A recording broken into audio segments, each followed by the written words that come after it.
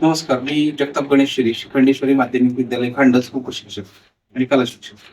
मी दिशा अकॅडमीमध्ये, दिशा कॉम्प्युटर्समध्ये MS-ACIT हा course घेतला होता.